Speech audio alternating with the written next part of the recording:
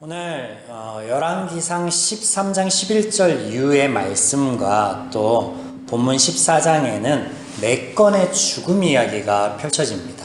이 죽음 이야기를 통해서 오늘날 우리가 성경에 대해서 혹은 하나님에 대해서 오해할 수도 있는 그런 대목과 개념들을 조금 정리하고자 합니다. 어쩌면 지금까지 성경 강해를 해오며 여러분과 수차례 나누었던 것들 중에 몇 가지를 다시금 언급하는, 정리하는 시간이 될 수도 있겠습니다. 20절 말씀에 여로보암이 왕이 된 지 20년이라 그가 그의 조상들과 함께 잠에 그의 아들 나답이 대신하여 왕이 되니라 라고 여로보암의 죽음에 대해서 기록하고 있고요. 21절 솔로몬의 아들 르호보암이 유다 왕이 되었으니 르호보암의 왕위에 오를 때의 나이가 41세라 예루살렘에서 17년 동안 다스리니라. 31절 르호보암이 그의 조상들과 함께 자니 그의 조상들과 함께 다윗성에 장사되니라. 이스라엘의 10지파의 왕으로서 북왕국을 다스렸던 여로보암의 죽음, 그리고 남쪽 유다 왕으로서 2개의 지파를 다스렸던 르호보암의 죽음을 성경에서는 기록하고 있습니다. 이들 두 사람의 죽음은요, 평온합니다. 사울과 요나단처럼 전쟁에서 죽은 것도 아니요, 질병으로 인한 죽음도 아닙니다. 물론 어떤 죽음인지에 대해서 성경에서 정확하게 기록하고 있지는 않지만 그들 죽음에 대한 묘사가 잠을 잤더라 라는 표현이 있습니다. 이런 점으로 보아 일상적인 왕위를 유지하다가 죽은 것으로 해석될 수 있겠죠. 그래서 보면 그 두 사람의 죽음이 평온하였다라는 것을 알 수 있습니다. 다음으로 13장에 하나님의 사람 선지자의 죽음 11절부터 펼쳐지는 이 이야기 안에 24절 이에 그 사람이 가더니 사자가 길에서 그를 만나 물어 죽임에 그의 시체가 길에 버림받으니 나귀는 그 곁에 서 있고 사자도 그 시체 곁에 서 있더라. 하나님께서 그를 보내시며 물도 마시지 말고 떡도 먹지 말고 오던 길이 아닌 다른 길로 돌아가라 하셨는데 한 거짓 선지자 그 거짓말에 빠져 그가 죽음을 맞게 됩니다. 그런데 그 죽음 자체가 예사롭지 않아요? 그가 가는 길에 사자를 만나는데 그 사자가 그를 물어 죽이긴 하였는데 먹지 않습니다. 그리고 그 사자가 그가 타고 다니던 나귀가 그 곁에 있었음에도 불구하고 그 나귀를 찢지도 아니하고 사자도 시체 곁에 나귀도 시체 곁에 서 있는 이상한 죽음, 그 죽음에 대해서 기록하고 있습니다.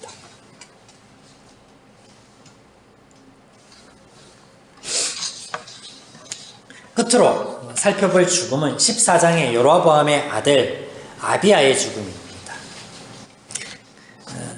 그 아이가 병이 듭니다. 그래서 여로보암이 자신의 아내를 선지자 아이에게 보냈는데 이 아이가 어떻게 될지 물어보게 합니다. 이때 하나님의 말씀이 선지자에게 임하고 선지자는 하나님께서 전하라 하시는 말씀을 전하는데 여로보암이 하나님의 말씀을 버리고 하나님을 버린 그 결과, 그래서 자신과 더불어서 이스라엘이 우상을 섬기게 한 그 죄에 대해서 말씀하시고 그리고 이후에 이렇게 말씀하시죠. 이어서 10절 그러므로 내가 여로보암의 집에 재앙을 내려 여로보암이 속한 사내는 이스라엘 가운데 매인자나 노인자나 다 끊어져 버리고 거름더미에 쓸어버림과 같이 여로보암의 집에서 말갛게 쓸어버릴지라 라는 말씀 이후에 이 말씀을 다 듣고 떠난 왕비가 자신의 집 문턱을 들어설 때 아이가 죽습니다.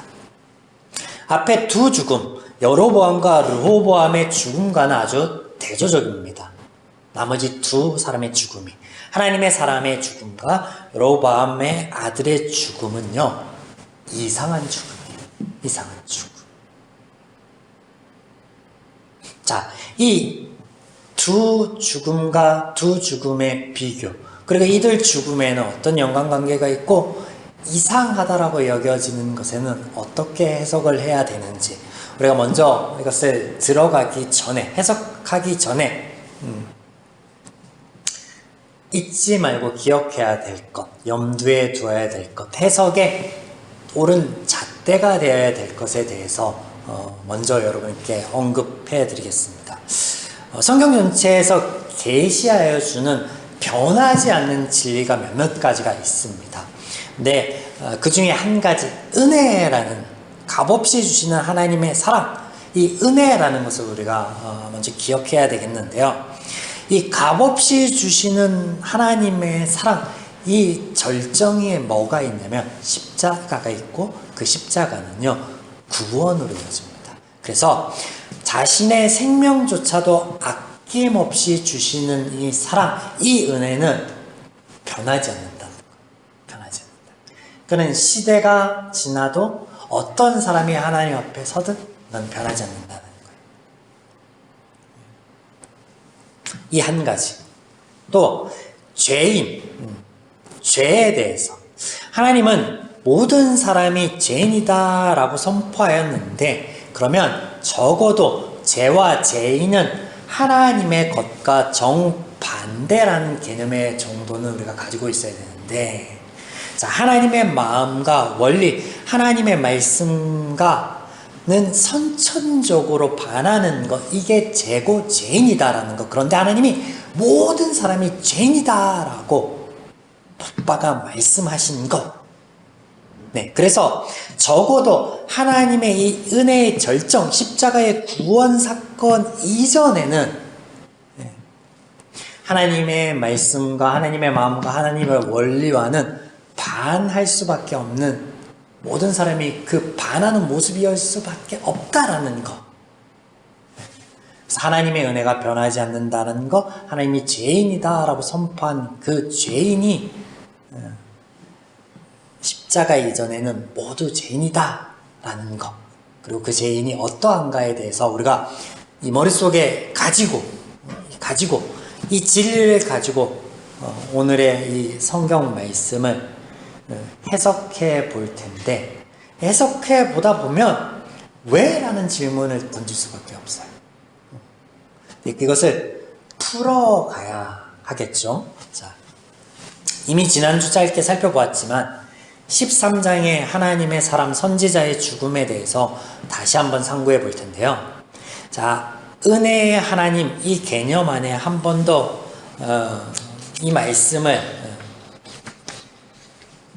보면, 누군가 고의로 하나님의 이름을 가지고 속여서 이 속은, 이 어리석음 때문에 이 사람이 죽음을 맞이하는데, 이상하다라는 거죠. 왜냐면, 자, 보세요.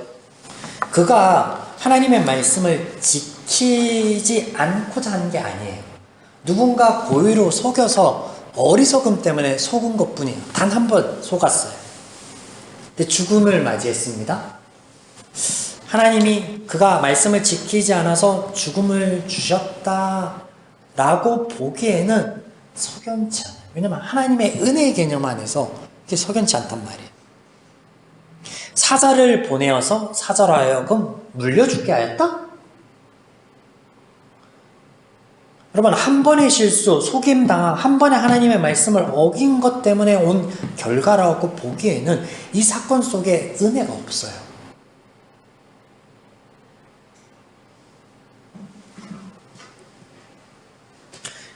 여러분, 이 13장에 등장하는 선지자처럼 비슷한 경우가 덜어 있는데 다른 결과들이 펼쳐진 것을 우리가 너무나 많이 봤다라는 거죠. 이를테면요, 여로보암 보세요. 오늘 다른 죽음을 이야기했는데 여로보암은 평안한 죽음을 얘기했거든요. 근데 하나님께서는 여로보암의 죄가 크다라고 말씀하시고 그 죄의 몇몇들을 아주 신랄하게 하나님께서 지적하셨단 말이에요. 그러면 하나님의 말씀을 어긴 것도 여로보암이 아주 적극적으로 또 많이 어긴 거에 비교하면 선지자의 죽음과 여로보암의 죽음은요, 의문투성이에요. 하나님 어찌 이럴 수 있습니까? 라고 말할 수밖에 없어요. 아담은요, 아담과 하와에게 하나님께서요 죽음에 대해서 말씀하여 주셨어요. 너희들이 내가 먹지 말라 한 그 실과를 먹는 날 정녕 너희들이 죽을 것이다 라고 말씀을 하셨는데 어겼단 말이에요. 죽었어요? 안 죽었습니다. 네. 여러분, 이상하지 않나요? 선지자의 죽음이 당연한가요? 하나님이 사자를 보내서 그를 물게 한 게 당연한 거예요. 흔히 들어줄 수 있는 이런 의문, 이런 불공평, 이거 은혜가 아닌 것 같은데 라는 생각에 대해서 그간의 교회는 하나님의 공의 주권이라는 개념으로 무마하려 하였습니다. 하나님의 판단과 기준이 옳고 하나님께서 누군가를 살리든 죽이시든 그것은 하나님의 몫이다 라고 말합니다. 그런데 그렇게 말하기에는 석연치 않다라는 거예요. 그것에 기준도 없고 이런 하나님을 의지하고 믿을 수 있을까라는 의문이 든단 말이에요. 하나님이 그렇다면 저도 목사이지만 과연 믿을 만한가? 어느 날 갑자기 내가 이 하나님의 말씀을 어긴 행동을 한다면, 이 하나님의 말씀과 반하는 어떤 선택을 한다면 나도 갑자기 길 가다가 돌연사할 수도 있겠구나. 나도 혹은 병에 걸려 죽을 수도 있겠구나 라는 생각이 들어진다면 무서워서 신앙생활 할 수 있겠습니까? 다른 말 할 수 있겠죠. 목사님은 다르잖아요. 하나님의 자녀잖아요. 제사함 받은 십자가 안에서 모든 것들이 다 해결된, 그렇게 또 변명을 늘어놓기에는 계속 이게 뭔가 딱 떨어지는 게 아니라 석연치 않다는 거예요. 이런 석연치 않아요. 그러면 앞서 말씀드린 하나님의 은혜와 또 은혜 하나님과 맞지 않는 이 해석을 어떻게 하면 달리할 수 있을까라는 질문을 던져봐야죠. 그래서 그 질문에 대한 합당한 해석을 이끌어내야 되는 거죠. 그게 우리의 몫인 거죠. 자, 먼저 등장하는 베델의 늙은 선지자에 대한 이해를 해야겠습니다. 그가 거짓 선지자예요. 네, 확실하게 못을 받고 얘기하면, 보세요. 여로보암이 베델과 단에 금송아지를 둔 제단이 있었습니다. 그리고 이 선지자가 있던 곳이 어디예요? 베델입니다. 그러니까 이런 정황으로 보아 그가 베델에 있는 제단에서 일하던 선지자였을 것이다 라는 합당한 추론을 우리는 할 수 있겠습니다. 레위인으로 제사장이 된 것도 아니요, 제사장이 되겠다라고 자원만 하면 그 당시 누구든, 이방인이든 이스라엘이든 뭐 어느 지파 사람이든 중요하지 않습니다. 나이가 많든 적든 중요하지 않습니다. 누구든 자원하면 제사장이 될 수 있었던 그런 상황이었단 말이에요.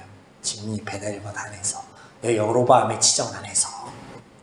그 상황에서 이 늙은 선지자는 그들 중 하나로 보인단 말이에요. 타당하게 여겨진단 말이에요. 그가 이방인일 수도 있고 어느 지파 사람인지 잘 모르겠어요. 여하튼 그는 그렇게 제사장이 된, 선지자가 된 자다 라는 합당한 해석을 해보겠는데, 그 늙은 이 선지자가 하나님의 사람을 초청하였습니다. 왜 초청했을까? 이렇게 볼 수 있겠어요. 오늘날 간증 집회 혹은 강사로 초청되는 사람들, 그리고 그렇게 초청하는 교회나 집회 의도들을 보시면 됩니다. 왜 초청해요? 뭔가 들을 만한 이야기가 있을 것 같다. 뭔가 들을 만한, 나눌 만한 은혜가 있을 것 같다.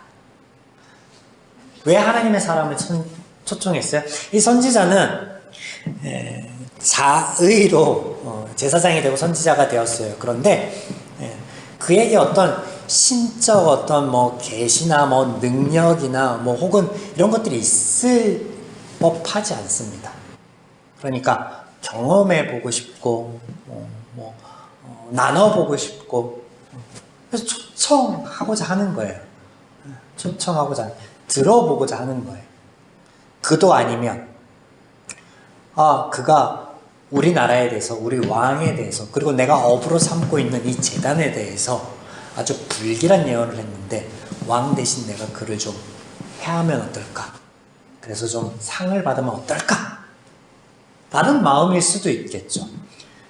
여하튼 하나님 보시기에 선하지 않은 마음으로 초청합니다. 그러니 그가 거짓 선지자이고 선한 마음이 아니니까 어떻게 해요?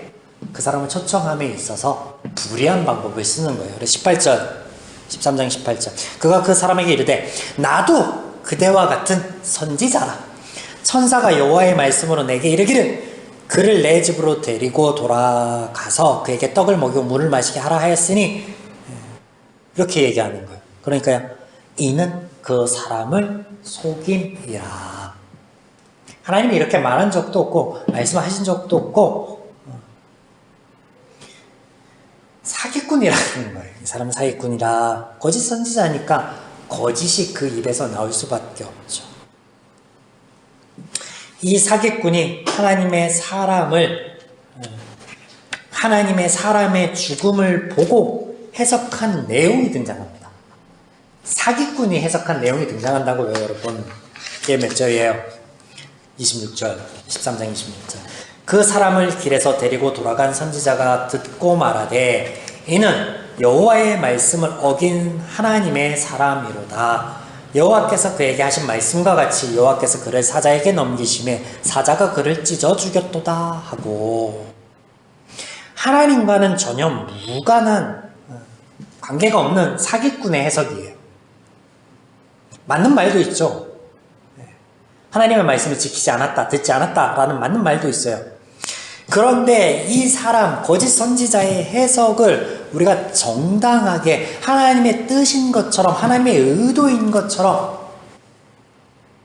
보는 게 맞느냐라는 질문을 먼저 해봐야겠죠. 답은 아니죠. 거짓 선지자의 마음에 소견에 옳은 대로 해석해서 그냥 내뱉은 거일 뿐이에요. 근데 이런 데서 헷갈리는 거죠, 사람들이. 아, 하나님이 사자를 보내서 찢어 죽게 하였구나. 아니에요. 이 사기꾼의 해석대로라면요, 이 죽음은, 이 하나님의 사람의 죽음은 단 한 번 하나님의 말씀을 어긴 결과 받은 형벌 혹은 심판이어야 합니다.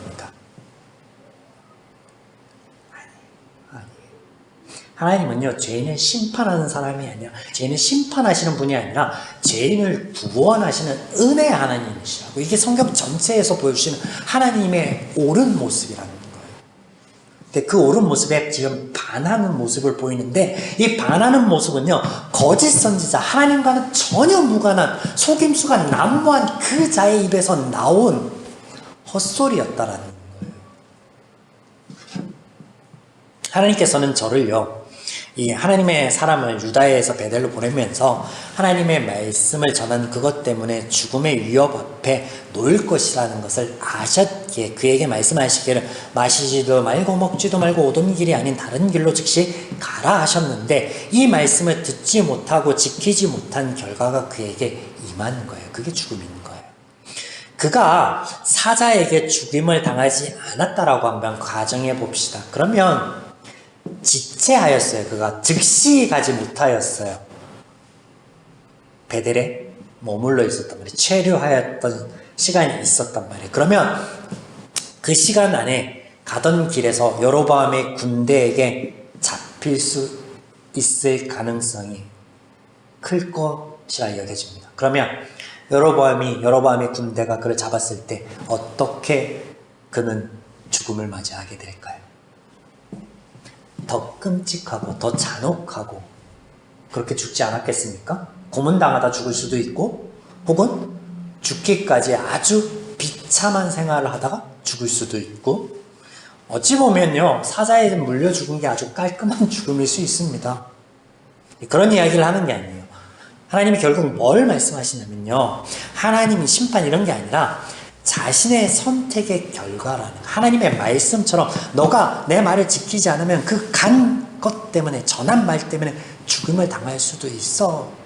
근데 하나님의 말씀을 지키지 않은 결과 죽음을 맞이했다라는 선택에 대한 결과를 하나님의 말씀을 주고 보여주시는 거예요. 자, 이제 오늘의 본문 여로보암의 아들의 죽음으로 들어가 봅시다. 그가 병이 들었습니다. 무슨 병인지는 모르나 여로보암이 자신이 버린 그리고 그 하나님의 선지자에게 물어볼 마음이 생길 정도의 이 아이의 병이 어땠다라는 거예요? 중하다라는 거예요. 중하다라는. 네. 우리가 여기서 염두에 둘 두 가지가 또 있습니다. 병이라고 하는 것은요, 사람이 살아가다 보면요, 언제든지 들 수 있는 매우 평범한 일이에요. 우리가 감기 들리는 거, 뭐 특별한 일이에요? 아니에요. 우리가 상한 음식을 먹게 돼서 장염이 걸려. 그거 특별한 거예요? 아니에요. 상한 음식 먹은 결과예요. 뭐 고이든 고이가 아니든 아주 평범한 일입니다. 평범한. 두통. 여러 가지 이유가 있을 수 있지만 현대인들에게 있어 두통은 아주 평범한 병입니다. 자, 그런데 오늘날이나 당시에나 이 병을 해석하는 해석자들이 달리 있습니다. 몇몇 병들은요, 당시 사람들을 그것이 신에게로부터 오는 형벌, 신벌이라 여겼습니다. 그 대표적인 것이 성경에 등장하는데 그게 뭐예요? 한센병, 문무병이요. 문무병.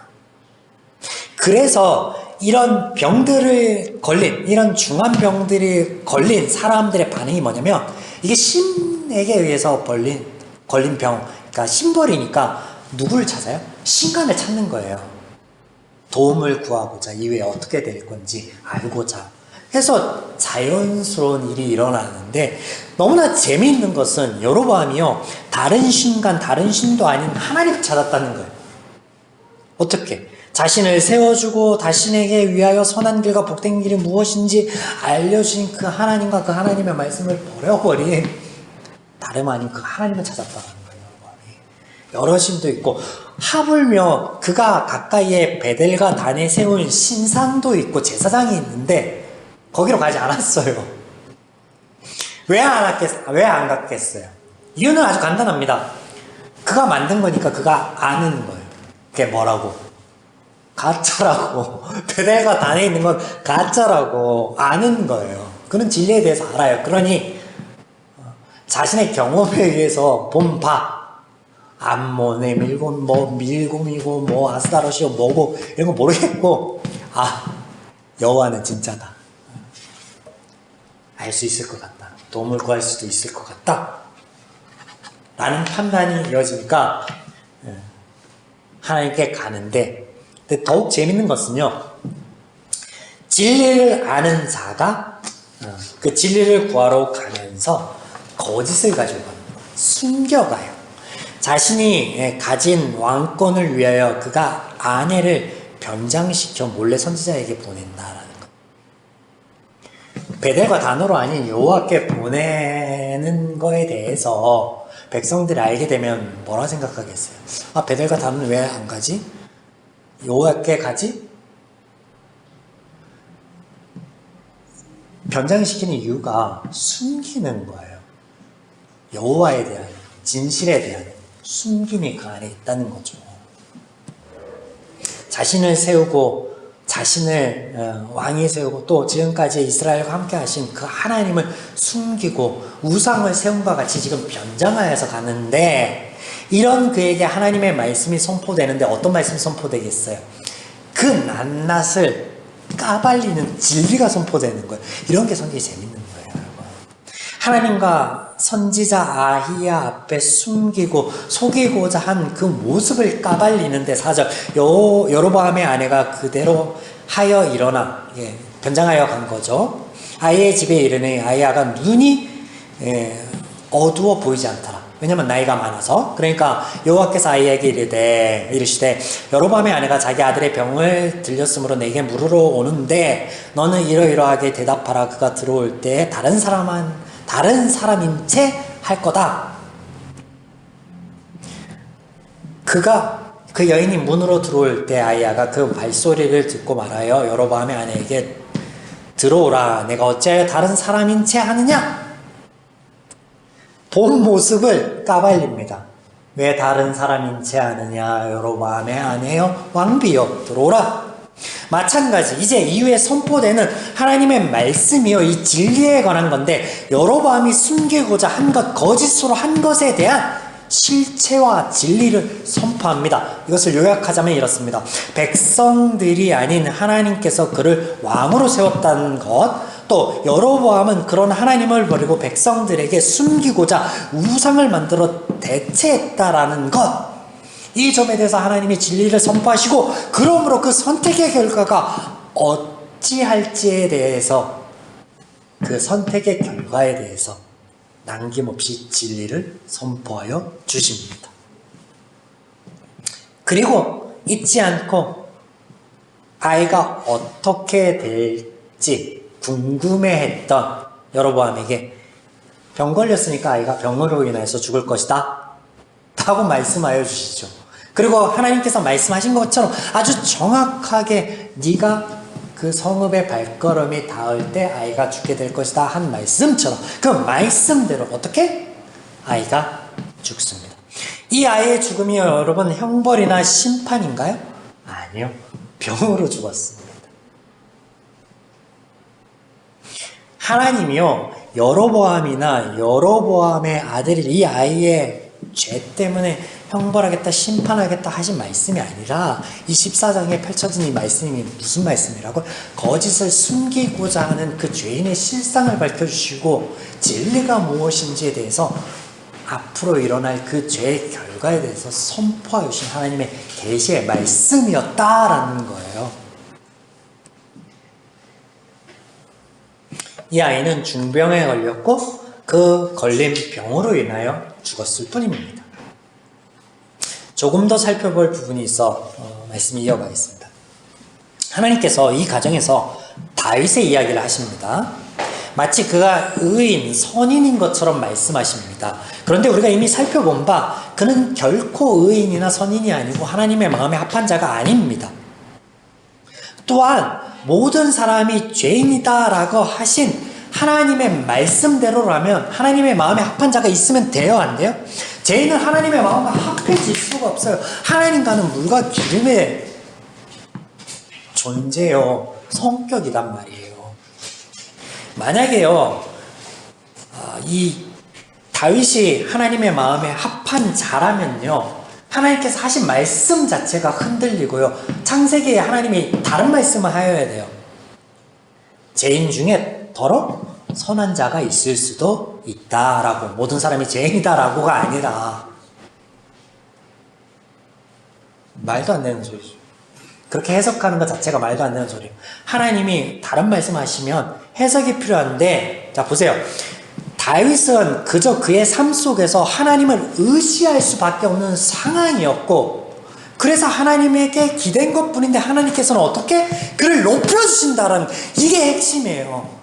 하나님을 의지할 수밖에 없어. 근데 그런 상황에서 하나님이 그를 높여주셨다라는 거예요. 여러분, 이게 은혜이고 이게 은혜의 하나님의 마음이라는 거예요. 같은 맥락에서 오늘 본문의 13절이 등장하는 거예요. 보세요. 온 이스라엘이 그를 위하여 슬퍼하며 장사하려니와 여로보암에게 속한 자는 오직 이 아이만 묘실에 들어가리니 이는 여로보암 집 가운데 그가 이스라엘 하나님 여호와를 향하여 선한 뜻을 품었음이라. 그러면 아이가 품은 선한 뜻이, 선한 마음이 무엇이겠어요? 이 아이가 여호와만이 참 신이며 여호와만이 우리를 인도하여 주시고 앞으로도 이후로도 구원을 베푸실 하나님입니다 라는 진리에 대한 마음이었을까요? 선포였을까요? 아니요. 죄인이 그런 거 가질 수가 없습니다. 그러면 이 아이가 품었다라는 마음, 선한 것은 무엇이었을까라고 볼 때 우리가 이런 합당한 추론에 도달할 수 있겠는데, 자신의 아버지의 집, 비로한 그 집이, 천한 그 집이 어떻게 왕가가 될 수 있었고 왕이 될 수 있었는가? 백성들에게는 숨길 수 있었으나 지울 수 없던 그 진리를 이 아이가 접하였을 법하겠죠. 그래서 듣게 되었을 거예요. 누구에 대해서? 여러 신들 중에 한 신인 이 여호와에 대해서 듣게 되었을 거예요. 그래서 이 아이가 여호와가 괜찮은 신이구나, 쉽게 선택할 수 있다 없다? 할 수 있죠. 다른 여러 신들은 자신의 집에 대해서 여로보암에 대해서 어떠한 혜택도 주지 않았는데 여호와라는 신은 좋은 걸 줬네? 만약에 내가 왕이 되고 이후에 내가 누군가를 섬기게 된다면 여호와를 좀 섬겨볼까? 이런 마음 한다 안 한다? 할 수 있죠. 할 수 있을 법하죠. 그런데 하나님께서 그런 죄인의 죄의 계산에 의하여 선택된 마음조차도 어떻게? 높여주신다라는 거예요. 이게 하나님이에요.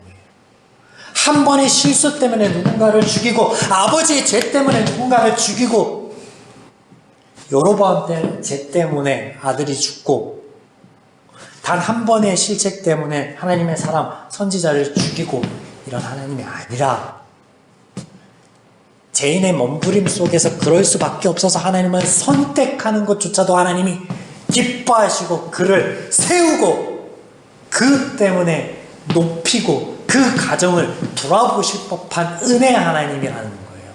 이 진리에 대해서 들을 귀 있는 자는 들으라라고 선포하는데 어쩌면 여로보암이 이 선지자를 통해서 아이가 어떻게 될지 이 진리에 대해서 알고자 하였던 그 하나님이요.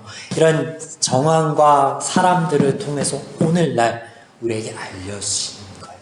하나님이 어떠하다. 그리고 우리가 어떻게 그 하나님 앞에 나아감이 좋을까에 대해서. 사랑하는 여러분, 오늘날 우리가 성경을 보며 또 그 성경을 가지고 우리의 일상을 들여다볼 때 혼란에 빠질 때가 더러 있습니다. 이는 성경에서 말씀하시는 진리가 답이 잘못된 것이 아님을 기억하시기 바랍니다. 그리고 성경에서 말씀하시는 것들을 수용하지 못하고 바라보지 못하는 나의 생각, 나의 사고, 나의 인식, 나의 개념이 무엇인지를 돌아보고 그것을 고치고자 하여야 되겠습니다. 하나님은 변하지 않으십니다. 당신이 사랑하는 대상에 대하여 우리에 대해 늘 은혜를 베푸시고 그 은혜 안에서 반응하십니다. 죄인인 다윗이 당연한 반응, 그의 삶 속에서 보일 수밖에 없는 그 당연한 반응 속에서도 여러 신들 중 하나이지만 자신에게 이익이 될 것 같아 선택한 아이의 마음조차도 선하시다 하시며 받아주시고 은혜를 베푸시는 그 하나님이 우리와 여전히 동행하고 계시고 우리 함께 하신다라는 거예요. 그래서 우리는 하나님 앞에 나아가며 여전히 부족하고 하나님의 말씀을 어기고 비뚤어진 일상이지만 깨어진 우리의 일상이고 무너진 우리의 마음이지만 나아간 그 발걸음 하나만 가지고도 하나님이라고 부르짖는 그 신념조차도 기억하여 주시고 은혜를 베풀어 주시는 분이 바로 우리가 믿고 의지하시는 여호와 하나님이심을 잊지 마시고 그 하나님 앞에 바른 신앙을 가지고 감사함에 누릴 수 있는 저와 여러분이 한 주의 발걸음이기를 주님의 이름으로 간절히 축원합니다. 아멘.